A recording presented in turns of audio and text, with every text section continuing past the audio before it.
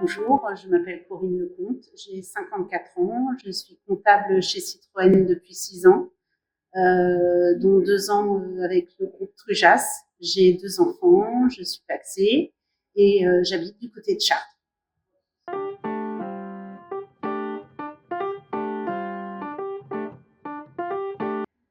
J'ai appris que j'avais un cancer du sein au mois de juillet. Alors ça a été plus ou moins rapide. J'ai eu une mammographie des 2 ans. On m'a dit bon, on voit quelque chose, mais pour bien faire, il faut faire une biopsie. Alors là, on commence à se poser des questions parce qu'en général, ils ne vous disent pas trop ce que c'est. Sur le coup, je suis assez rentre dedans, donc je lui ai carrément dit, je fais c'est quoi masse graisseuse, kyste, cancer. Et là, elle me dit, une masse graisseuse c'est comme ça et un kyste c'est comme ça. Ok, donc cancer. Elle me dit, pour l'instant, je ne peux pas vous dire, il faut faire la biopsie et de là, on verra après. Donc, 2 mois après, le rendez-vous, à peine 15 jours, on a eu le rendez-vous pour la biopsie. Après, il y a les vacances, donc 4 semaines pour avoir les résultats. Et dans ma tête, je ne me faisais pas trop d'illusions, c'était ça. J'ai été reconvoquée pour les résultats. On m'a dit voilà, c'est un cancer. Je m'étais un petit peu préparée psychologiquement. En plus, c'est un cancer agressif à 70%. Il est tout petit, il fait 1,5 cm, mais il faut opérer tout de suite. Donc le 27 septembre, j'ai été opérée. Donc on passe par toute une batterie d'examens plus ou moins agréables. Les centrages, les scanners, les scintigraphies osseuses. J'ai testé plein de machines, voilà. Et donc le jour de l'opération, donc ça c'est en ambulatoire. J'ai été opérée sur Chartres, sur une équipe vraiment très très bien. On était très très bien entourés. J'ai été opérée, on m'a enlevé la tumeur. J'ai eu la chance qu'on m'enlève que le ganglion sentinelle, donc le premier de la chaîne ganglionnaire. Donc dans mon malheur, en fait, j'ai eu beaucoup de chance parce que je n'ai eu que ça.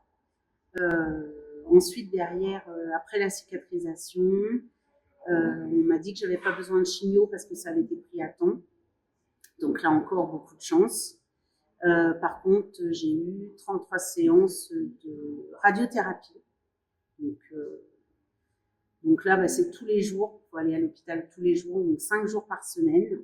Pas en loupé, parce que sinon, ça repousse. Alors, la radiothérapie, en fait, on vous met sous une machine et donc vous prenez un coup de soleil pendant 5 minutes, tous les jours.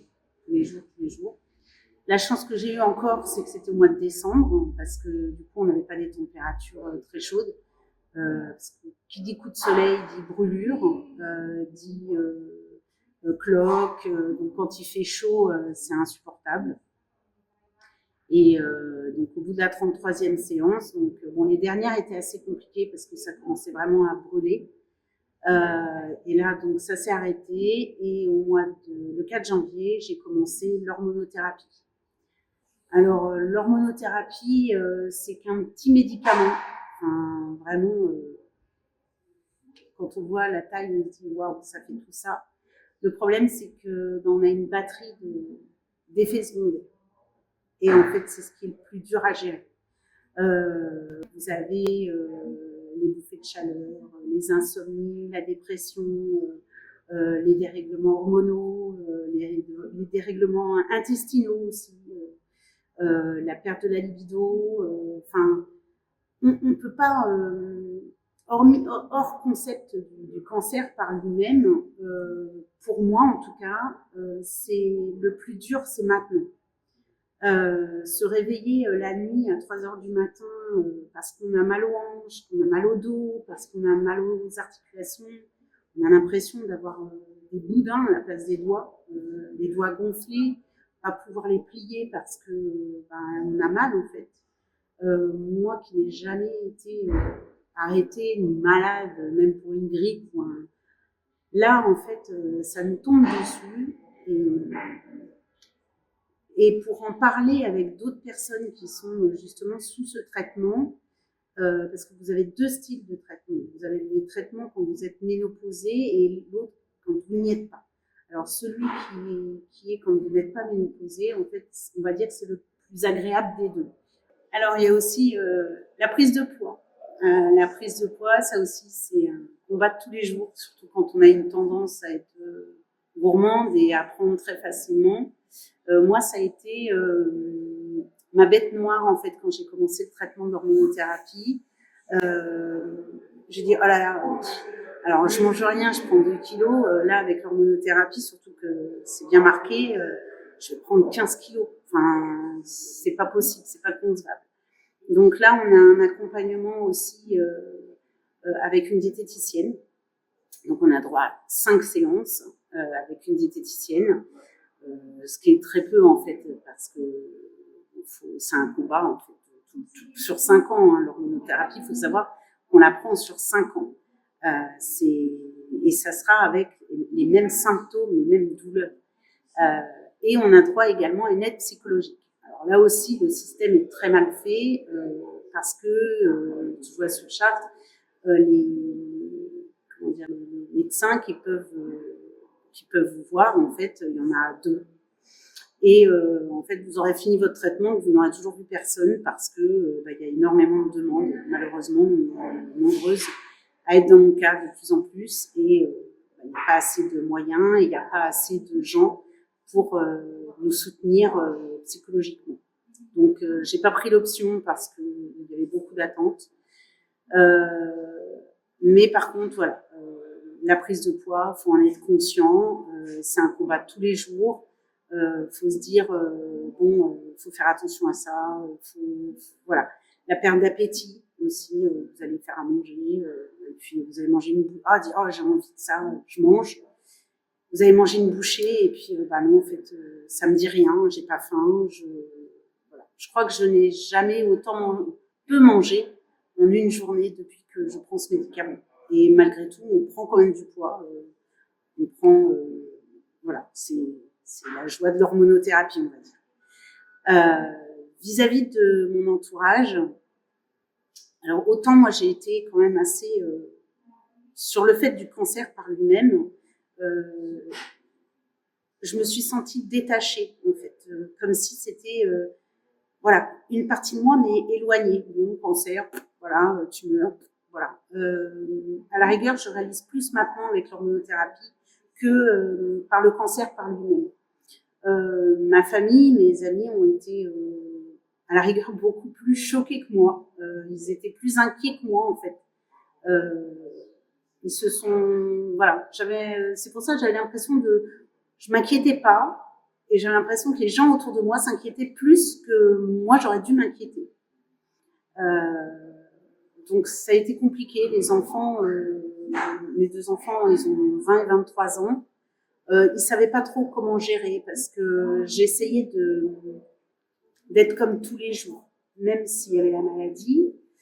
J'essayais de pas leur montrer que j'étais fatiguée, j'essayais de pas leur montrer que j'avais mal. J'essayais de faire comme si de rien n'était et j'agissais comme j'étais avant l'opération, avant les traitements. Le problème, c'est qu'à un moment donné, votre corps dit stop. Il dit là, on ne peut plus. Vous allez aller faire les courses, vous allez mettre 2 jours à vous en remettre parce que le corps il a mal en fait, il a mal. En plus j'ai eu la malchance d'être réopérée derrière sur les ovaires, ils m'ont enlevé les 2 ovaires suite des fibromes en fait qui étaient dessus, donc ça a enchaîné en fait au niveau de la maladie.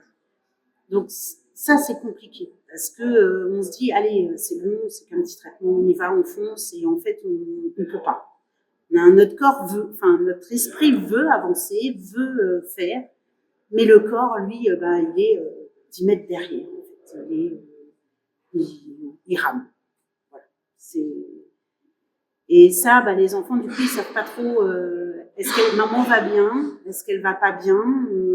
ne sait pas. Et bon, voilà, c'est pas facile pour eux non plus. Mais ils sont forts. Et puis je leur montre pas, en fait, que ça va pas. Je veux être une maman forte, leur montrer que une maman, c'est là pour soutenir ses enfants. Et dans ma tête, c'est pas les enfants qui nous soutiennent. Donc c'est pareil, c'est un travail sur soi aussi. Et bon, voilà. Et mon conjoint, bah, il est là. Et lui, il est pareil. Comme il dit, je sais pas quoi faire pour t'aider. Au quotidien, il m'aide. Je lui dis, t'es là, t'es présent, tu me soutiens. C'est ce qui est le plus important, en fait. C'est quand les moments où ça va pas, faut le dire. Faut oser dire que ça va pas. Et ça aussi, c'est un travail sur soi, surtout quand on n'a pas l'habitude de se plaindre et qu'on n'a pas l'habitude de montrer aux autres qu'on se sent faible. Et ça, c'est pareil, ça fait partie du processus psychologique. Il faut apprendre à vivre avec et se dire, bon, ok, j'ai le traitement pour 5 ans, je continue à avancer, je peux pas foncer, mais j'essaye et les choses vont rentrer dans l'ordre après. Et après ces 5 ans, on pourra vraiment dire stop, ça y est, c'est fini, on espère en tout cas, c'est fini, on repart de plus belle et voilà. Et ça nous fait relativiser sur plein de choses en fait, sur les petits tracas de la vie, on se dit ah ça y est, il y a de la poussière, on va passer l'aspirateur. Ah voilà quoi.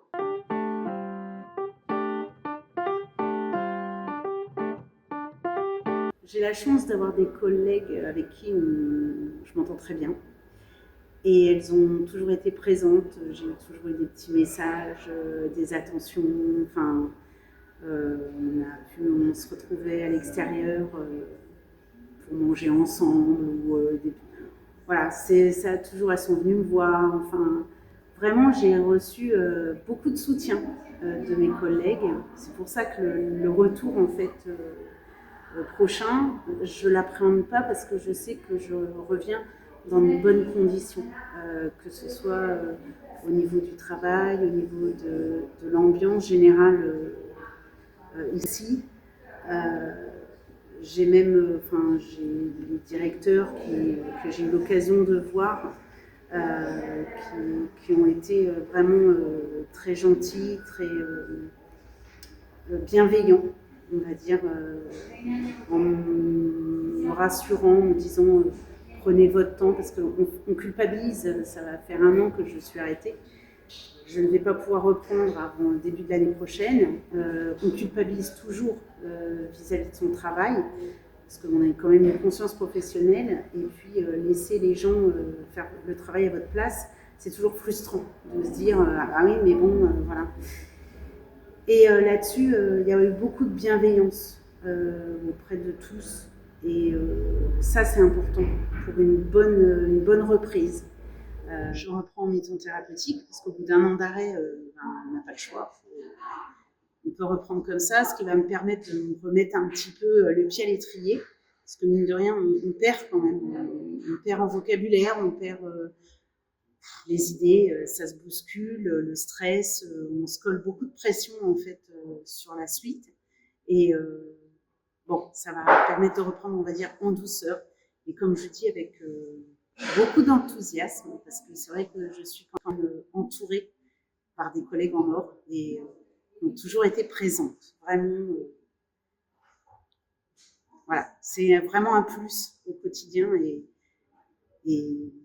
j'ai hâte de les retrouver tous les jours, aller manger à la cantine et passer des bons moments à travailler ensemble, à faire avancer notre quotidien. Et je trouve que c'est vraiment très important pour la suite à venir.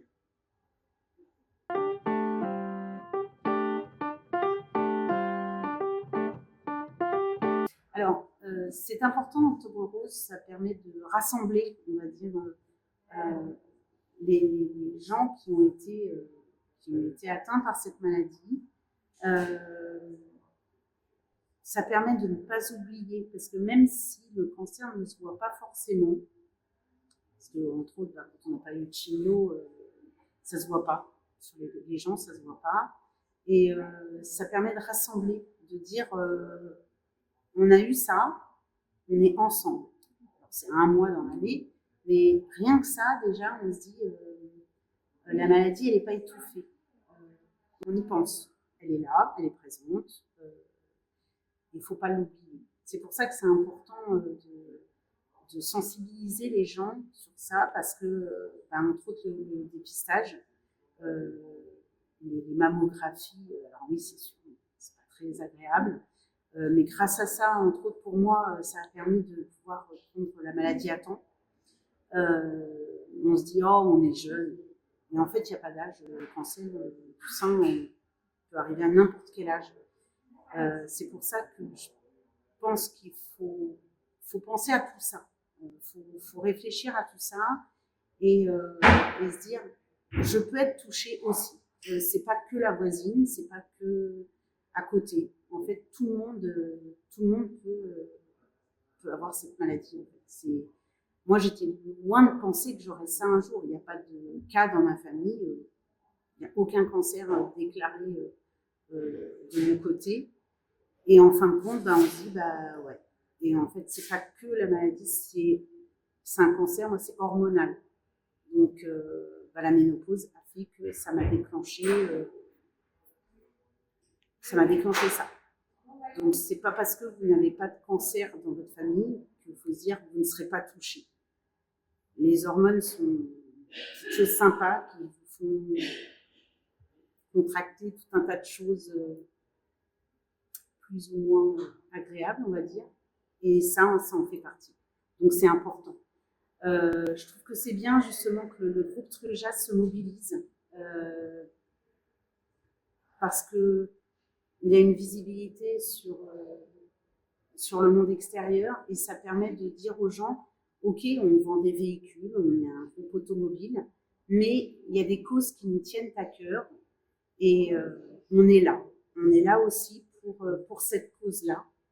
Et je trouve que c'est une belle image qui peut représenter le groupe parce que grâce à ça, elle n'est pas qu'une société de vente automobile, un concessionnaire, non. Elle se mobilise aussi pour des causes importantes comme Octobre Rose. Et pour ça, je leur remercie. Et je remercie également toute l'équipe du marketing parce qu'elles ont vraiment fait un boulot super. Les petits badges sont adorables. Et vraiment, c'est une belle représentation du groupe et c'est une belle cause qu'elles ont présentée et qu'elles représenteront à l'avenir. Et je leur dis bravo et merci. Merci de nous donner de la porte.